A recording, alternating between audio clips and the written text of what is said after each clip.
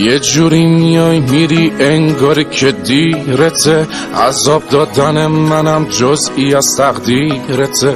میونه همه ی اخم دلبریتم میکنی، دلو دورش میکنی، گاهی هم نزدیکته.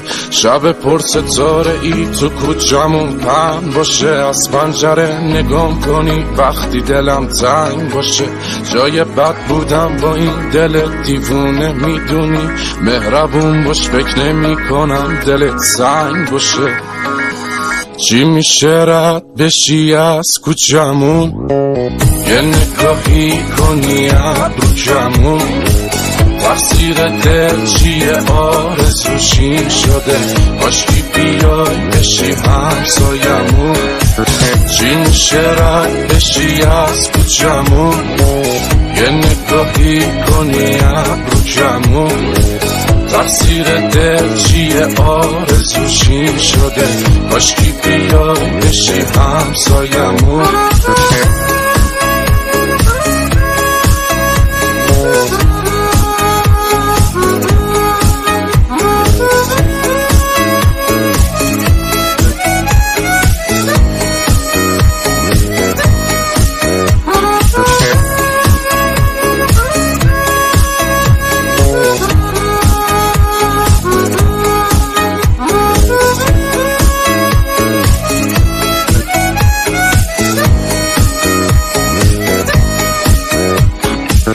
گلگلی پیرن تو شال قرمز رو سهره، تک تک اون قدمات حتی رون با رفتن، همشون فانتزیای شب و روز من شدن.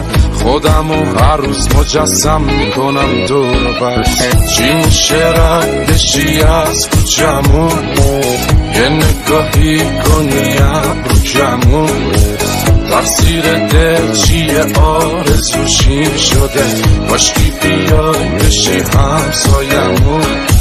چی میشه رد بشی از کوچمون، یه نگاهی کنی ابرو کمون، تقصیر دل چیه آرزوشین شده، کاشکی بیای بشی همسایمون.